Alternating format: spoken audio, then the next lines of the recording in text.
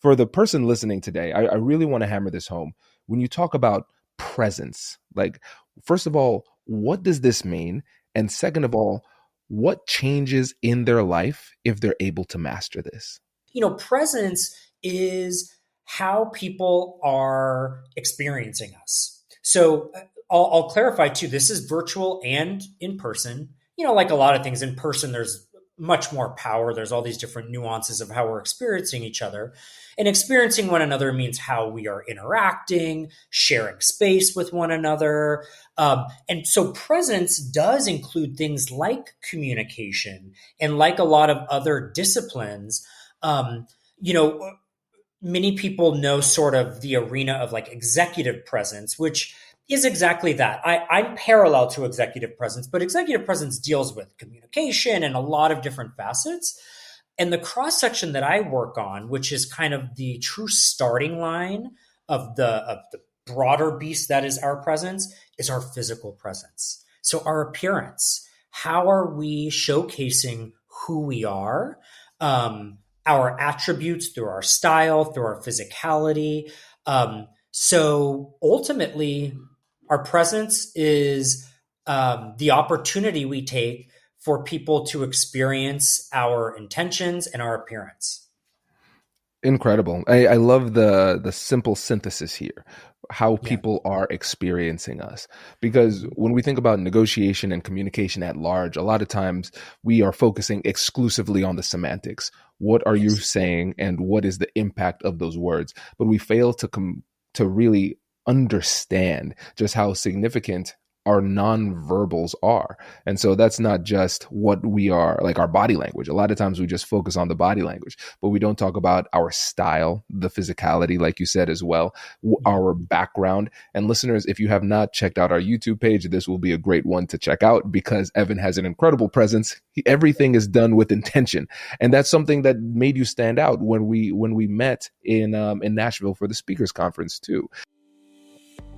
Hey, I'm Kwame Christian, and you are about to step into the world of Negotiate Anything, the #1 negotiation podcast in the world where we teach you how to make difficult conversations easier while getting more of what you want in the process. Each episode is packed with practical tips and strategies from the experts. We delve into negotiation, conflict resolution, and leadership skills that are crucial in both business and in life. Whether you're closing a deal, managing a team, or navigating personal relationships, Negotiate Anything provides you with the tools you need to succeed. Our conversations are real, relatable, and most importantly, rooted in practicality. So if you're ready to transform your conversations and elevate your negotiation skills, join me on Negotiate Anything. Subscribe and listen on Apple Podcasts, Spotify, or wherever you love to listen. Let's make every conversation a winning negotiation. Evan, thanks for joining us today. I am so happy and grateful to be here.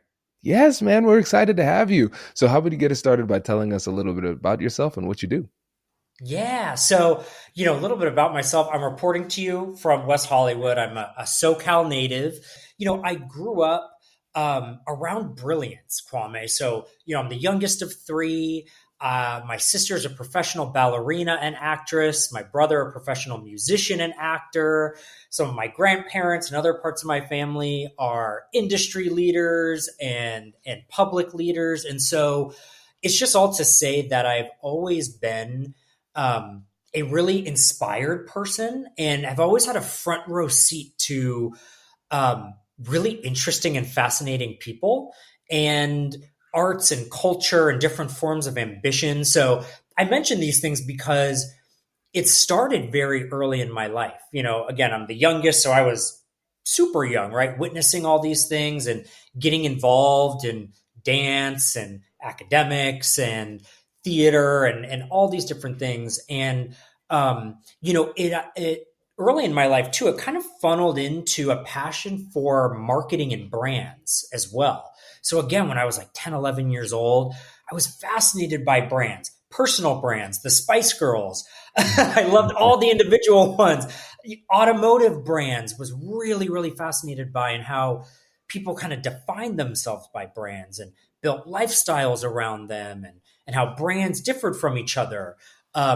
Truly, like 10, 11 years old, I was reading Consumer Guide instead, while my friends were reading Harry Potter, although I read some of those things too, but I was just like, had this really sort of prescriptive and deep interest in these things. And I mention it because it spelled the trajectory of my career. So I dedicated myself to marketing. So I teach brand strategy at USC, University of Southern California here in LA, and I'm an educator to ambitious people in general. So I run my practice, my speaking and coaching practice, where I focus on enabling and really empowering people to develop a magnetic, irrefutable presence that allows them to work toward and achieve their personal and professional goals.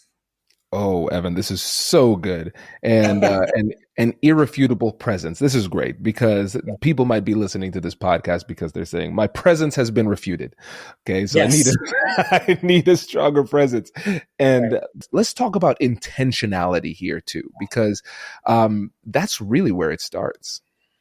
That is exactly where it starts. And right when you said that, one, you took the word out of my mouth. And that was actually the other part.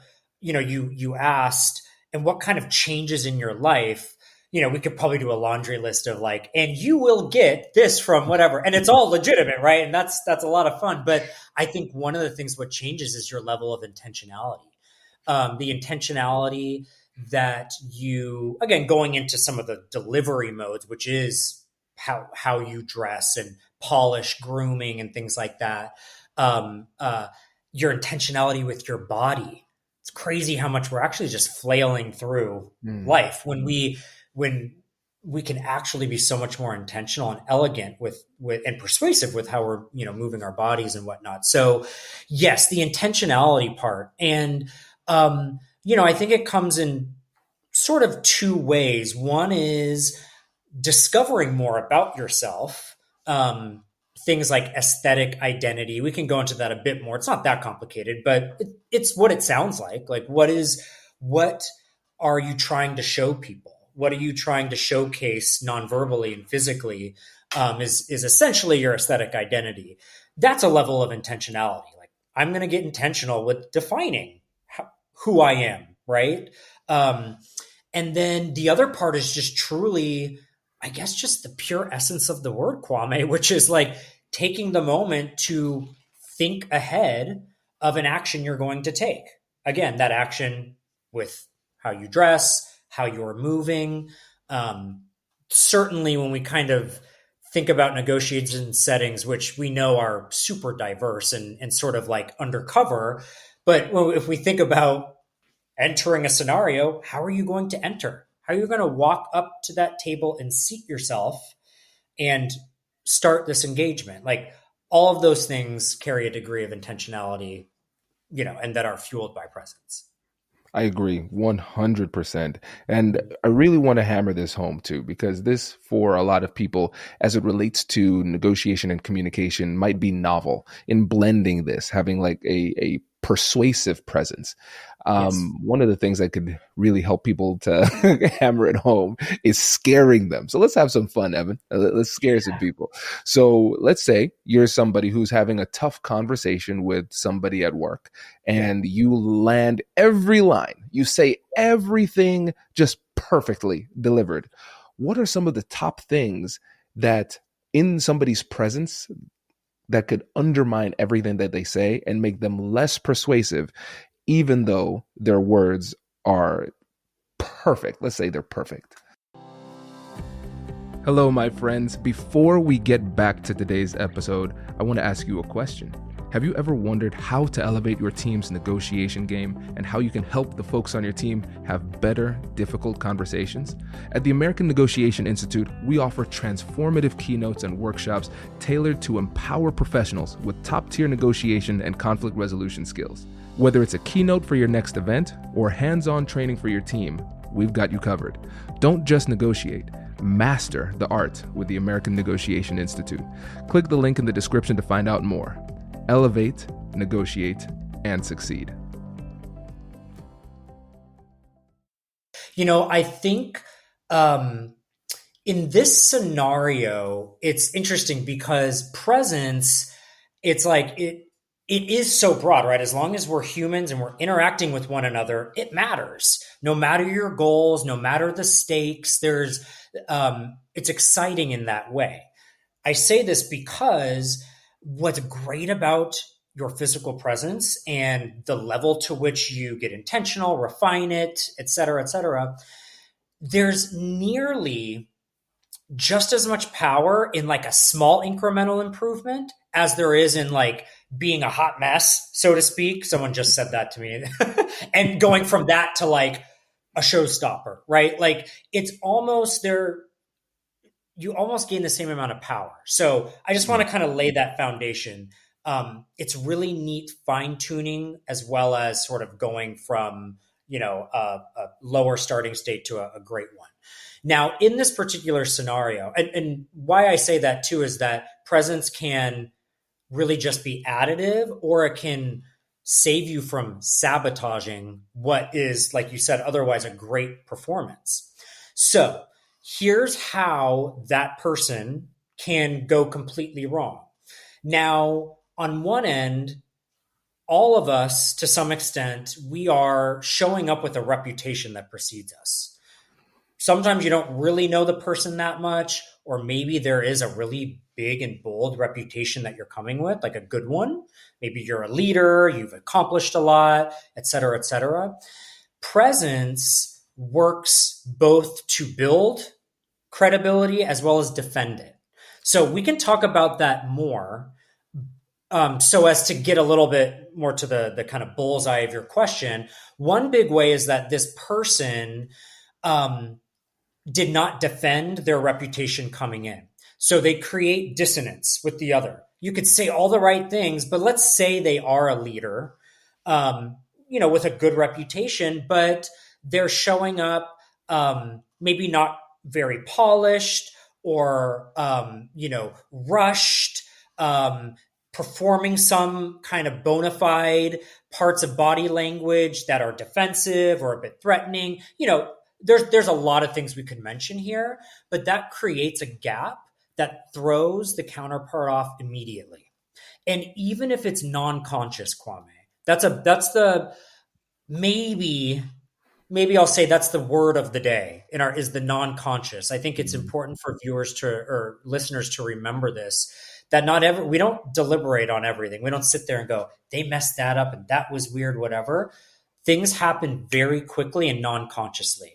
And that gap, where you're not kind of your presence isn't meeting your reputation on paper or even in your spoken word, causes a lot of disarray and distraction, and lack of focus on you as well. So there are many things to say, but I'd say that's a hot one to mention, that a lot of people, especially leaders who think they're doing great and whatnot, can go wrong.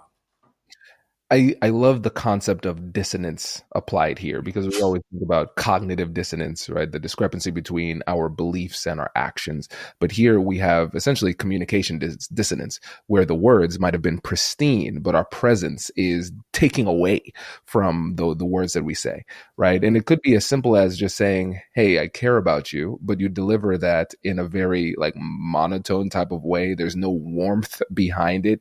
And it's almost worse than not saying it, because it makes you say, ugh.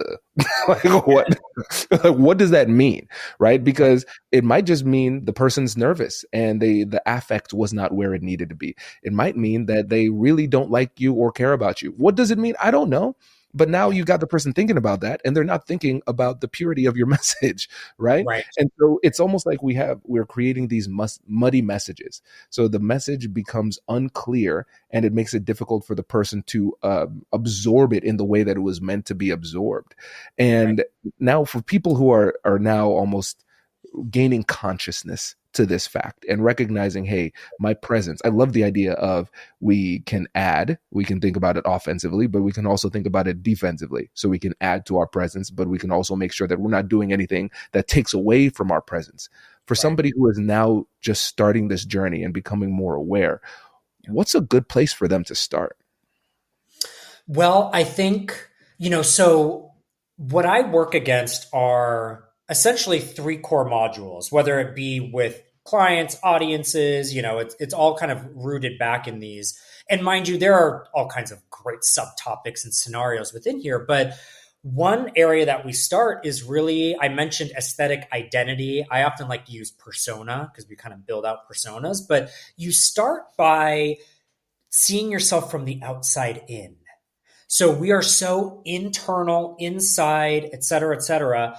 And it's actually very liberating to take a step back and define yourself from the outside in and have fun doing it.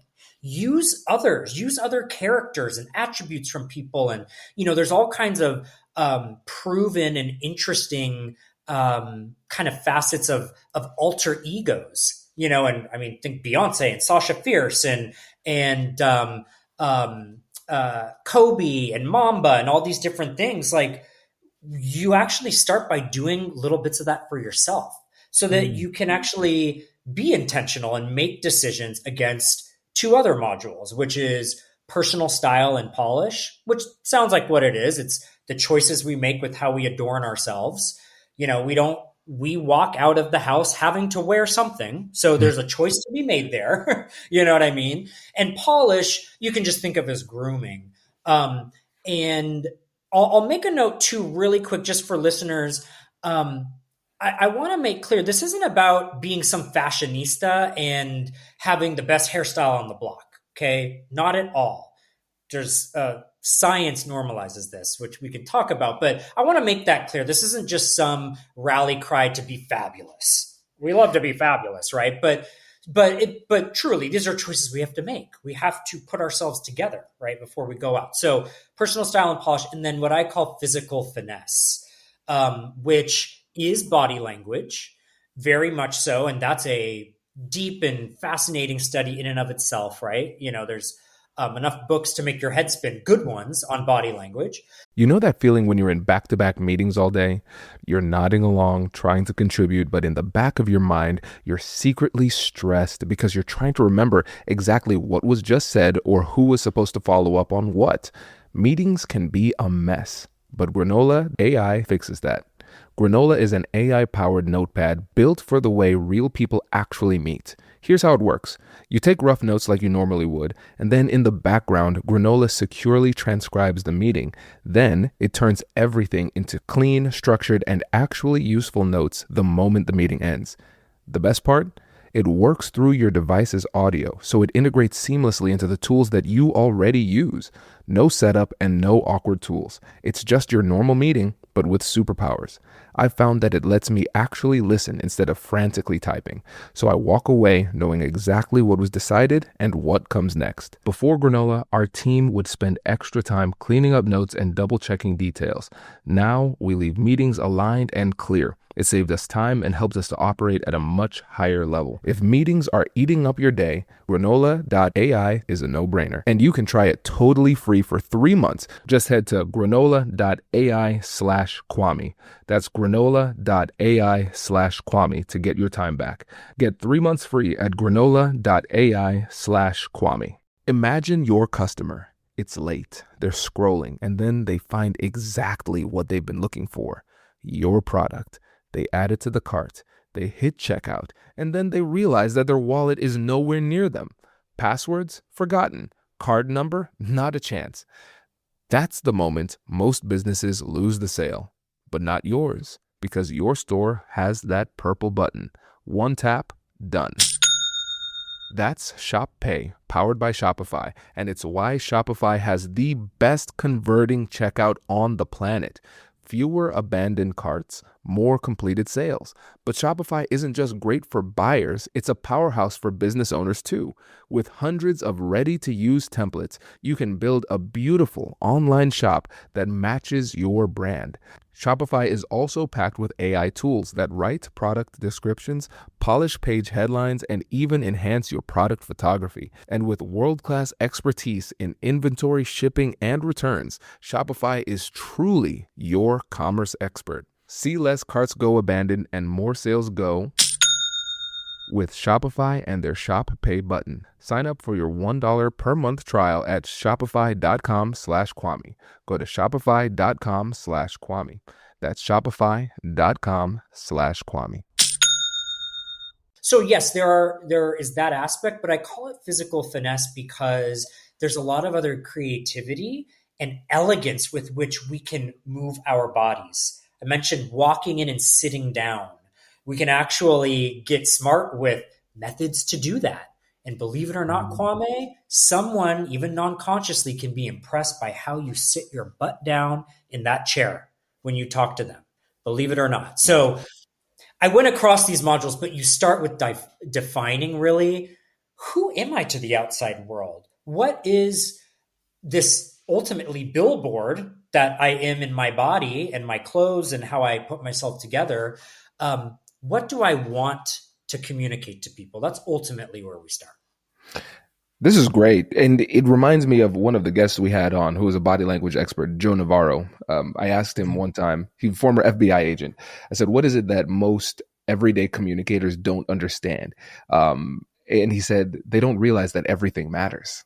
Everything matters. And to your point, he would say everything was choreographed. And yes, the little things that you do, the way that you pause, the way that you sip your coffee during the meeting, the way that you look pensive, whatever it is, people are paying attention to it. Even if it might not be at the conscious level, it's having an impact subconsciously.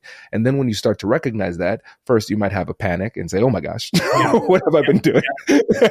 And that's fine. That's completely normal. That's good self-awareness. But now it gives you control. And now you can say, okay, now I can hone this with more intentionality. And so let's do a little bit of case study here, because you've worked with some incredible people over your career. And I know we have style and we have substance when it comes to the business world. And when I want you to tell a story, perhaps, of somebody who changed their presence and it had a palpable impact on their career trajectory, even though we might not have addressed anything substantively, stylistically, and through their presence, it still had an immense impact on the trajectory of their career. Yeah. First off, I love that I have to listen to that Joe Navarro episode. You've had such awesome people, because I've mentioned to you before. I'm like, oh man, there was, this person and that person. And that's actually one of the books, body language, around body language, that I read front to back. So nice. Shout out to Joe Navarro. An honor to be here, So yes, a case study. There are, obviously my wheels get to turning and I'm like, okay, I get it. I'm thinking of different people, either that I've worked with directly, sort of witnessed, and I can't help but think about someone that I finished an engagement with, and now is a good friend and whatnot, fairly recently. And to make a long story short, this is an individual, and she was a new doctor. I say was because now she's not so new, but essentially was moving from residency into, a practice, ultimately a hospital, and so on. And again, this has to do not with substance, but where there was, that big growth, that really meaningful growth that changed the trajectory through presence alone. And Katie, let's call her, ultimately Katie was interesting too. Katie's LGBTQ plus. I say that just in part because it sort of influenced her attitude, not that it was negative, but just about self-expression and sort of what can often be, this goes for anyone, by the way. We experience it all the time, but that tension a little bit between like conventions and self-expression, fitting in, and standing out. And she kind of was having some of these things. Katie, had beautiful pastel pink hair, not hot pink, but so non-traditional hair, seeing patients, had some tattoos, things like that. And so in the background was sort of, again, this tussle between like, to what extent do I, and I hate this word, I hate to even say it, but like change myself, because what my presence, that is, I'll be clear, because there was an issue, Kwame. The issue was she was being treated poorly. And just based on what people could see. So namely, I'll speak to patient scenarios. Literally, patients asking for a different doctor, patients uh, second guessing her recommendations live, and it was really taking a toll on her, having her have something of an identity crisis in regard to, am I doing the right thing? She's at her residency stage. Like, are you going to turn back now? My gosh. But it was, as you might imagine, challenging, and more so just the pure experience of having these reactions a lot of times. Getting second opinion, just all these different things that happened twice, and it was getting tough. And so this was a case where, I mentioned change yourself, never optimize. And there are, without going too much in a tangent, we worked with what I call neuropresence, but kind of the science backing of how people interpret your beauty to begin with, psychologically, and then let's hack that a bit. So there were things where, Katie didn't necessarily change her hair color, but she changed how she styled it and was doing it nicely and well done. She was doing some other things with her kind of style and polish that helped to up credibility and someone's perception of your stature. I bring it up again, and I think I like bringing it up. Literally, we went through in person how, with her coat on, how she can sit, fold her coat under her, and do these things that actually signal to people she knows what she's doing. This person is together. She was lacking some of that. People were not perceiving that correctly. And the long story short is that ultimately she saw no more cases of this kind of mistrust and this hesitation around patients. Ultimately, this coincided with when she was interviewing and landing a full-time role at a hospital up in the Pacific Northwest here in the US, went through that with flying colors. So that was a really exciting shift, again, because it was ultimately a case study in optimizing your presence. And in her case, what was authentic to her, but maybe not conventional. It was optimizing it, not changing it. There's so much here. I love focusing on optimization while still being authentic. That's so important, because so many people wrestle with this. Do I assimilate? Do I lose who I am? And ultimately, you're the only person who could determine whether or not you're crossing that line. But you can still give yourself the right to optimize when appropriate within the bounds of your own unique authenticity. And the reality is, we might have grown up and people say, don't judge a book by their cover, but the reality is humans do that.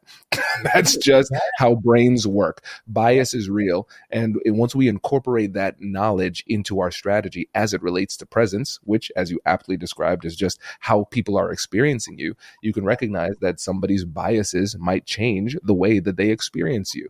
And now that you know that, you can make small tweaks while still being authentic to optimize your outcomes in those situations. And when you think about body language, and you think about body language almost like a literal language, we have to become as fluent as possible within different contexts too. So when I'm in Latin America, I don't speak English and say, this is who I am. I try as much to use my rusty Spanish to get by. And when it comes to body language and presence and how we are presenting ourselves, we can recognize that there can be authentic versions of ourselves in different contexts, and that's completely okay. And so I love this story because she was able to retain her authenticity while still optimizing her presence and getting the outcomes that she wanted. Man, oh man, I just love chatting with you because you're so damn intuitive and smart, and me telling you you're smart, my God. But really, Kwame, it's like you're taking the words out of my mouth. It's so true. I've used that. It's a pretty good one. Just that you wouldn't go to X country and speak this and be like, why don't you understand me? Very, very true. That's at the essence of the tension, as I've said, the tussle, the tension, whatever, between conventions and like self-expression, or what we might consider authenticity.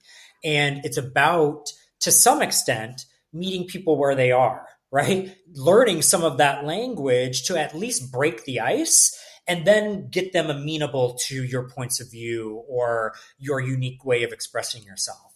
And that's where some of this kind of working against science comes into play, which I do a lot. My work, I can't help it being something of an academic and always rooting myself in like empirical evidence. I've developed a system and a framework that me and my clients and audiences like to lean on that's rooted in science. And I bring this up, we can talk about it in many different ways, but I bring it up now because a lot of its power is in understanding that you mentioned biases, let's call it even subjectivity, or the idea of like beauty is in the eye of the beholder. Yes, but there's a lot of just objective things that happen that we can hack to create and like open the doors, or what I call create on-ramps to understanding our true essence. But the on-ramp is needed. If you're entering that space, if you're entering that country, like you gotta give them a few words of their language to break that ice. And it's the same thing with presence. I encourage people, we have to many times, and we're all susceptible to it, and some of us, depending on our context more than others, can get resentful. Like, don't change who you are, and they're either going to like me or hate me and take it or leave it and whatever. I mean, you're cutting yourself short. There absolutely is a middle ground where you don't have to sort of let anything go in the process of both kind of meeting people where they are, but also being authentic to yourself in how you're presenting yourself and sharing yourself physically. I agree 100%. And I think especially for people who have felt like the other, it feels like an even more substantial compromise, Right. So there is an internal battle where even though people can say, yes, objectively, scientifically, I can recognize that what you're saying works, but then how do I justify it for myself? And I think you've given them the tools to do that, which I really appreciate. Yeah. And that actually is a great segue to the concepts of power and status as it relates to presence, because I think people are feeling it now more than ever. There's a lot happening in the world that's outside of our control. And it's been interesting when I'm on the road doing keynotes and hearing my clients talk, I'm hearing more people asking, how do I negotiate without power? How do I influence without authority? And presence can have an impact on how people perceive you. And as a result, how they interpret your level of power and status, both of which by themselves are extremely persuasive. So can you help us to understand the nexus between your presence and also power and status? Yeah. Oh man. I love the topic of status specifically. You've had some guests that are scholars in this space. I'm thinking about Allison Fergale, who is great, likable, badass, assertiveness and warmth, and these things that she systematized are so true and important and so on. I think there's this key aspect here. And ultimately, and then you also had, forgive me, I'm just on top of my head, Shaheen, I think, matter of maybe even weeks ago or episodes ago, that is, and, gave some honorary mentions to status and how that can bode well for you or be something to overcome, et cetera.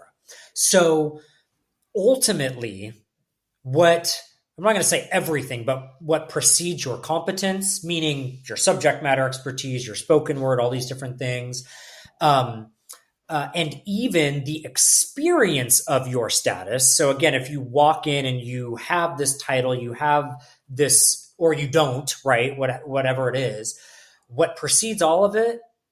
What do you think, Kwame? If I'm walking into the room with you and we're about to have a conversation with whatever stakes, what is first? So you see me, right? So presence precedes competence. It precedes, your status, someone can read about it and hear it before they see you. But in that moment, the very first thing that's happening is like, I am seeing you. And I mean moment.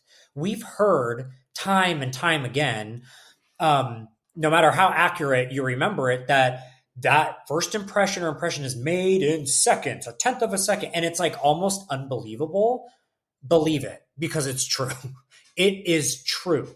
There are dozens, if not probably triple digit studies in all kinds of scenarios that are super meaty about how much we judge or how much your status or perceived power is interpreted immediately. And here's the key: that impression sticks.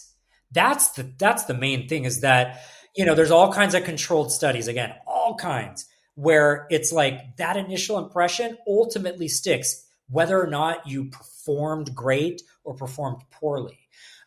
So that's where a lot of power comes from. And a big thanks to HomeServe for sponsoring this episode. We talk a lot on the show about being prepared, having the right strategy before you walk into a difficult conversation. But I'll tell you, nothing humbles you faster than being completely unprepared for a home repair. I remember when my water heater just gave out. No warning, no negotiation, just gone. And suddenly you're scrambling, searching for a reliable contractor at the worst possible time, watching costs stack up in real time. That is a stressful place to be. But here's what I wish I'd known. Your regular homeowner's insurance likely doesn't cover that. Plumbing failures, HVAC breakdowns, electrical issues, you're often completely on your own for those. And that's exactly where HomeServe comes in. HomeServe offers plans that cover specific home systems, starting at just $4.99 per month. When something goes wrong on your plan, you simply call their 24/7 hotline and they connect you with a local, experienced professional that can handle the repair. No panic, no frantic searching, just one call. They've been helping homeowners for over 20 years with a network of over 2,600 local contractors, 4.5 million customers, and a 4.8 out of 5 post-repair rating. Help protect your home and your wallet with HomeServe against covered repairs. Plans start at just $4.99 per month. Sign up today at homeserve.com to find the plan that is right for you. That is homeserve.com. Not available everywhere. Most plans range between $4.99 to $11.99 a month for your first year. Terms apply on covered repairs. Here's something that I've learned over the years. How you show up matters every single day. And I'll be honest, I used to overthink getting dressed, trying to look put together without spending a fortune on it. And then I found Quince, and it genuinely simplified everything. So I bought their stretch knit pin tuck trousers, and they have been in constant rotation. I'm talking about meetings with the team, running around the town with the kids, hanging out with friends. I just throw these on and I know I look good. The fabric feels elevated, lightweight, and breathable, but they're so comfortable. I honestly feel like I'm wearing loungewear. And that's the thing. They look polished and they feel that relaxed at the same time. One pair and every kind of day. And the price? It is not at all what I expected for that kind of quality. And here's why that is. Quince works directly with ethical factories and cuts out the middlemen, so you're getting premium materials at 50 to 80% less than what you'd pay for similar brands. For spring, think 100% European linen shorts and shirts starting at just $34, and 100% Pima cotton tees with a softness that honestly just has to be felt. And their pants hit the same sweet spot too. Relaxed and comfortable, but polished enough to wear pretty much everywhere. Refresh your everyday with luxury you can actually use. Head to quince.com/Kwame for free shipping on your order and 365-day returns. That's QUINCE.com/Kwame for free shipping and 365-day returns. Quince.com/Kwame. Now available in Canada too. I could put a period there, right? Like power. The word came out of my mouth. I'm like, that's the nexus, is that, just think about the power of those statistics. It's true, Kwame. It's literally true. And I think one of the things too is, you kind of alluded to it before, but how understandably so, it's like, well, how the hell am I supposed to hack milliseconds? Like, are you kidding me? How am I supposed to influence something that's like light speed and that is like automatic in the other human's mind? Well, you can, because of a variety of things, but because it is the practice of presence and how you're sharing yourself, again, physically, through your style and appearance, through your understanding of self, which comes out in those ways, your aesthetic identity. Those things are actually hacking those milliseconds. And I mentioned the science a bit before too. I'll bring it up, and I'll work to bring it up quickly for the moment. But ultimately, Kwame, I work a lot in the science of beauty. and we call it neuroaesthetics.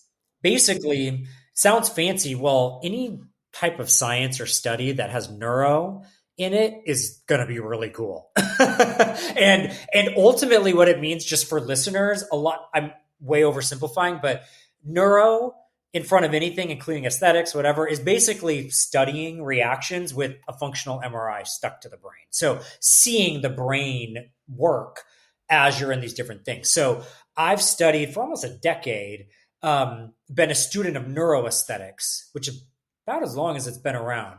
Great work out of University of Pennsylvania and many other arenas. But to make a long story short, I'm talking about these milliseconds, right? And beyond, by the way. But our brains interpret beauty. Our brains interpret beauty, different kinds of beauty in different parts of our brain. And so, yes, our faces, as you can imagine, is a very special part, right? Because we're humans and there's so much to do. Body language, sure, but also spatial awareness. How we move our bodies is another part of the brain. Clothing, adornment, like jewelry and whatnot, is perceived in another part of the brain that perceives art, like architecture and paintings.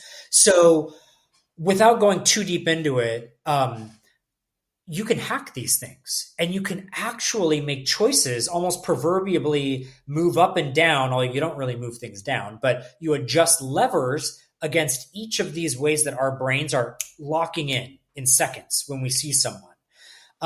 And in that way, kind of bringing it back to your main point and what we've said before, you can quickly build credibility. People can be, quote unquote, in awe of you non-consciously very fast. People can be very fast. That idea of they just had something I couldn't put my finger on, that kind of vibe, that can be caught very fast. It can also, again, we've talked about defending. So if you come in with lower power, and maybe even someone, because humans are predictive beings, we're coming in like predicting, they maybe have low power, they're going to be not super professional or whatever it may be. Creating surprise and delight by coming in strong and showing yourself is very powerful. Literally, the word delight, dopamine does surge when you do those things. Dopamine improves memory, you become memorable, all these fascinating things. But so yeah, creating, defending power or status, you can see boils down into a lot of different arenas there. There's so much to explore here, Evan. And I think too, what I love about the way that you've talked about the studies about first impressions is that you've made it empowering, because a lot of times we say those studies and it just ends up with, and that's why humans are terrible, good luck. I know. So now we actually have something that we can meaningfully do in this situation. And really what I recognize is that when it comes to perceptions of power and status, really, we are, as humans, we're just social primates. And a lot of times we're following these heuristics, these mental shortcuts, these scripts, essentially, in these situations. So if I'm up against somebody who I perceive to be more powerful, and then that person perceives me as less powerful and lower status, then the script that we play is the person with less status defers to the person with more status. And what ends up happening is that if you feel disempowered and you feel lower than the other person, you're going to be more likely to concede more easily in that situation, because that's what you expect to do per the social dynamic. And the person who sees you and sees you as lower status, it emboldens them and says, listen, your role in this is to submit. And so I'm going to push harder because I know that I have the authority to, and I know that you will succumb. And the thing is, again, this is all perception. You might have people who are employees at the exact same level following this script. You might have somebody who actually has more power, but carries themselves with lower status for whatever reason. And then the dynamic is still the same despite the actual power, because the perceived power is much more predictive. And there's studies that demonstrate when it comes to, I forget which book this was in, but women and people of color, when they are in negotiations, oftentimes people negotiate harder against them because they assume that there would be less resistance. And so there is so much, and it goes back to what you were talking about, where we talk about how we can use our presence as an offensive tool, but we also use it as a defensive tool because it'll protect us from people trying to steamroll us just because they think they can. So when it comes to perceptions of power and status, how do we convey that in a way that doesn't run us into the arrogance penalty that could come if you carry yourself too high and mighty in one of these situations? Yeah, that's a great point. And immediately I think there are all kinds of, well, all kinds. I mean, it really boils down to a few core ones as we kind of even started around the broader topic of presence and how much your communication and whatnot can play into that perception of being arrogant or not, or this and that. Again, going back to Allison, there's all kinds of levers to pull in terms of warmth and assertiveness and to sort of balance these things out. But to speak to your point about, or to bring it back home right now to physical presence and that incredible opportunity we have to sway others and effectively express ourselves, and manage these power dynamics, there's kind of a few things that I think about. I think one aspect that I'll bring up is we've talked about offense, defense, and the like, and kind of this headspace, if you will, maybe traditionally speaking, of that being sort of defensive or trying to push, like in the proverbial like high stakes negotiation, or maybe even if it's not high stakes, just that immediate like, I need to be strong here or not, or whatever. What we can do, or what a kind of framing I like to put here, and it's also a bit literal too, going off of science as well, is that consider yourself a reward to others. And I say this literally. You are a reward. Your presence is a reward. Your beauty is a reward. Let me qualify something real quick. Beauty, let's not be fooled that it's not just merely beautiful and like that's like literally the top millimeter of a mile of what beauty is. An equation is beautiful. E equals mc squared is gorgeous. It's defining so much with like 3 letters, and an exponent. Beauty comes in a lot of forms. So I just want to take this opportunity to say, like, in the brain, it's not just merely like, ooh, that's sexy, or ooh, that's a pretty color, or whatever. Beauty is interpreted across a really interesting spectrum. And in those different parts of the brain that I mentioned, they are different, but they're also the same. Why? When they're lit up, they release what makes the world go round. And it's not money, it's dopamine. Yeah. They release dopamine. Literally, you are a reward. You are a feel-good chemical. When you show up and you move smoothly and you are whatever, nicely tailored, and you are exuding, I could do the laundry list of things. That's what you're doing. You're lighting up those brains and releasing dopamine. Sometimes people are literally taken aback because you are just snatched. You are coming in, like, let's say it, right? And let's not be fooled. I work in that mode a lot with my client. Like, we are here to show up and show out and have people going, wow. Okay. But there's a lot of wow that happens in like non-conscious, quick things as well. So I'm like going, oh yeah. I want to make sure I'm not going too off. So it's important to remember that you are a reward. And in a negotiations scenario, it's ultimately, like, in many ways, this a million times better than I do, but I know I'm literate to some extent, that like, it's an exchange of value. Or perhaps creating value together is like the best negotiation. If you kind of come out having created value for both, imagine if without saying a word and within the first few moments, you are the first one to provide value, to provide a reward. People, this is more psychology, like we're more apt to give you something back or react positively if we felt or we almost feel obligated, right? If you like have given me something.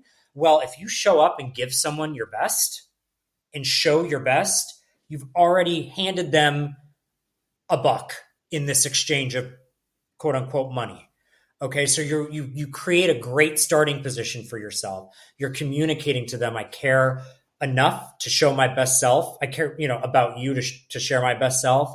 And you're actually scientifically providing a bit of a reward in terms of the beauty centers that you're igniting. So I kind of described a lot there, but I think to your point, like creating that starting position can sort of let the guards down, disarm people a bit, and actually make them more amenable to your points and all these different things because of that idea that you've actually provided them a little jolt, even if it was quick and non-conscious, of reward, which is a great way to start, a dynamic, and is, agnostic to any aspect of your background. I'm not discounting, trust you me, there's a mountain that different segments of our society face of unique challenges based on our backgrounds and our identities. Like there's a lot to cover there, but we do have a common opportunity to create that starting position for ourselves as a reward, which provides a cascade of benefits. Oh, there's so much to explore, but you blew my mind with one of the things that you said there, where you said essentially you become the gift, you are dopamine. I remember hearing this neuroscientist, scientist, I don't know who it was. If a listener can figure that out, quote them properly. But they said essentially dopamine is the ultimate global currency. Even more so than money, because that's what we're going for. We use the money to get the dopamine, right? And if you could just get that dopamine high just sitting in a quiet room, more people would be down for meditation. They'd be addicted to it faster, right? And I really love this perspective, because what we're doing is you've, through science, demonstrated that you yourself become value personified. Because in a negotiation, we want to work collaboratively to maximize value for both sides, especially us, of course, that's what we want. But if you can give value just by who you are in a true sense, because I think there's some times where people can be a little bit delusional and narcissistic, where they bring absolutely no value, but they say, you should give me what I want because I am me. That's not what we're saying. We're saying you need to, with intentionality, build up an authentic presence that conveys value to the other side. And they will catch that in the first few milliseconds of interacting with you. So that's the way you carry yourself, the way you walk, the way you talk, the way you dress, everything done with intentionality. People will pick up on that. And I think that's incredibly valuable to understand. All right, Evan, as you can tell, this is what we always do. Whenever we chat, we go on for a long time. So I appreciate you coming on the pod and sharing your wisdom with the world. But before you go, what is one last parting piece of advice that you'd give to folks? And then how can they get in touch with you? I would say I'll say two things. One, what is essentially my slogan: the world is your runway, step into your power. And I'd say the qualifying thing is that you're worth it. It's worth it. You going out, showing and sharing your best self is worth it for you, and others do appreciate it. They do, at a scientific level, if not at the most conscious level. So I think that's one bit of advice, is that, or just kind of words of wisdom there, is that it's worth it to show up and share your best appearance and share your best, and others do appreciate it. And it can really change your life and the trajectory of your goals. With that being said, I am. So evangweiner.com. My site has EVANGWEINER.com has all the details. You'll notice that there's a variety of media on there. I have just launched some additional kind of offerings in addition to my one-on-one coaching. There are some quizzes and other sort of takeaways that you can get on the site. So, and some events coming up to workshop and so on. So head there, but also Evan G. Weiner in all of your favorite socials: LinkedIn, Instagram, YouTube. So reach out with any questions too. I love to interact. Perhaps it's the professor in me. I love to engage one-on-one too. So reach out. Evan, this has been a masterclass in presence. My brother, I really appreciate you coming on today. If you've made it to the end of this episode, you're now part of our negotiation community. Every conversation, every deal, every tough negotiation shapes the world that we live in. And the more we grow together, the stronger our community becomes. If this episode gave you something valuable, don't let it stop with you. Share it with someone who needs it. A friend, a coworker, or anyone looking to take more control of their conversations, their careers, and their lives. Every time we bring somebody new into this space, we make negotiation a tool for real change. And if someone shared this with you, take a second to acknowledge that. They see you as part of this journey and as someone who belongs in this community. Let them know you appreciate it. This is how we build something meaningful. We do it by looking out for each other. So if you haven't already, join us. Subscribe, stay connected, and help us to grow this movement, because when we become better negotiators, we create better outcomes for ourselves and for others. Hit subscribe and share this with someone, and let's keep building together. I'll catch you in the next one.